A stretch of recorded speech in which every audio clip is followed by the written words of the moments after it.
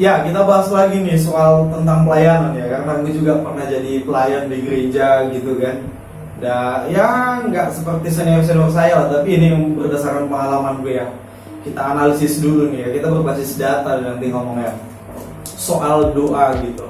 Saya bukan berdoa dan saya juga bukan tim doa di gereja atau di komunitas manapun. Saya juga bukan pendoa syafaat di gereja gitu. Tapi banyak pengkhotbah, penceramah bilang kayak gini, banyak doa, banyak ibadah, banyak berkat atau banyak rezeki. Jadi intinya kalau kita banyak doa, banyak ibadah, rajin ke gereja gitu lah kan, jadi banyak berkat, jadi banyak rezeki. Nah, itu saya rasa tidak ada relasinya, relevansinya tidak ada relevan dengan kita lihat data ya. Kalau misalnya gini, faktanya di lapangan aja lah. Kalau banyak doa, banyak berkat. Ini relatif ya kan, banyak berkat ini lagi mana. Terus kita sanggah tuh hamba Tuhan atau pengkhotbahnya gini ya.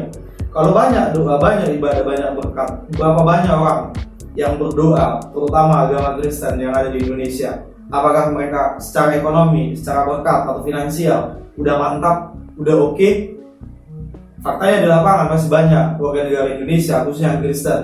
Lihat di sekitar kalian masih miskin.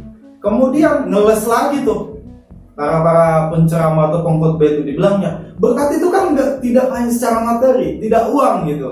Oke, tapi pada umumnya kita warga negara Indonesia, jemaat kalian menganggap berkat itu hal yang konkret, bisa dilihat kayak barang, berkat, duit, apa segala macam gitu.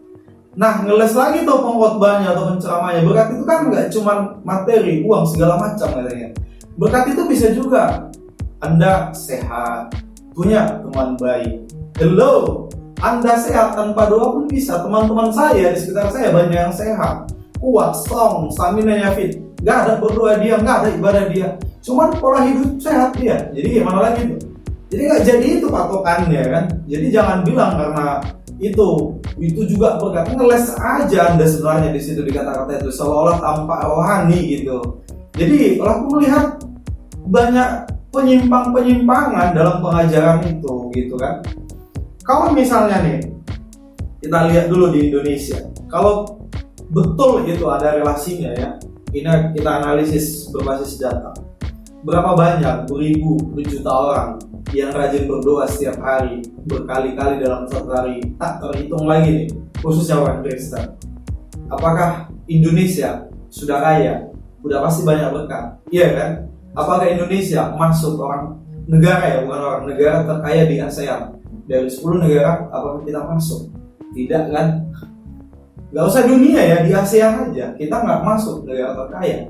Kalau memang Anda mengandalkan banyak doa gitu kan, banyak doa, banyak berkat. Kalau nggak kerja, kalau nggak inovasi nggak ada, kalau dia malas kerja ya sama aja gitu. Jadi titik acuannya nggak cuma itu, hanya berdoa aja. Jangan hanya itu patokannya, tidak. Saya ulangi lagi, bukan itu acuannya. Cuman itu kalimat-kalimat kalian untuk kayak semacam sales marketing bagi kalian untuk mendatangkan jemaat ke gereja gitu kan, rajin ibadah. Yang menjadi kaya bukan jemaatmu, yang menjadi kaya ya pendetanya yang punya gereja itu gitu.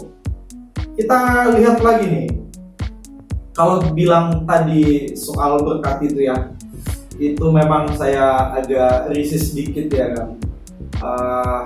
Nanti aku agak frontal gitu pula ya kan. Gini aja lah, kalau mau soal bicara berkat ya, buat jemaat-jemaat yang bergereja di sebuah gereja, coba kalian stop dulu gereja sebulan aja dulu. 1 bulan jangan ke gereja, jangan ikut komsel apa segala macam, stay at home aja coba. Jangan transfer uang persembahan, jangan TF segala macam. Aku yakin gereja akan tumbang finansialnya, kapal akan oleng kapten kalau nggak percaya. Jadi kalau pendeta ya, apalagi yang gereja-gereja besar, kalian jangan sok-sokan ngomong berkat ini segala macam, Tuhan tolong ini. Ya wajar, karena jemaatmu udah banyak, persembahan itu udah banyak, itu yang berkat. Dan itu saya rasa bukan secara ilahi atau secara spiritual itu datang persembahan langsung, enggak. Ya memang karena doktrin Anda dan juga servis pelayanan dari gereja Anda Coba kalian orang Kristen jangan ke gereja selama sebulan, seluruh Indonesia. Saya yakin keuangan gereja tumbang gitu, apalagi 3 bulan, apalagi setahun. Sedangkan yang di musim corona kemarin aja udah terasa kan, hampir tumbang tuh, bilang tumbang finansial gereja. Apalagi yang full timer nggak bisa digaji kan, nggak dapat income, nggak bisa makan. Apalagi mereka hanya mengandalkan income-nya atau finansialnya dari jemaat, dari persembahan jemaat. Coba, jadi janganlah berbicara soal berkat gitu kan, soal doa berkat ini, tapi faktanya di lapangan berbasis data.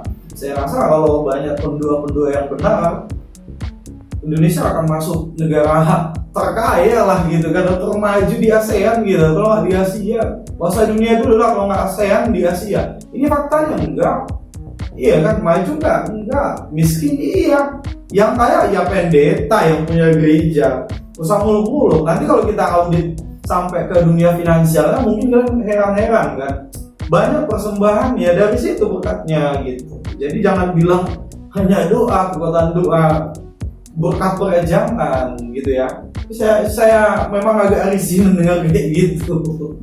Waduh, yang banyak doa itu pun pendeta-pendeta di kampung doa dia satu hari berapa kali, berkali-kali, berpuluh kali.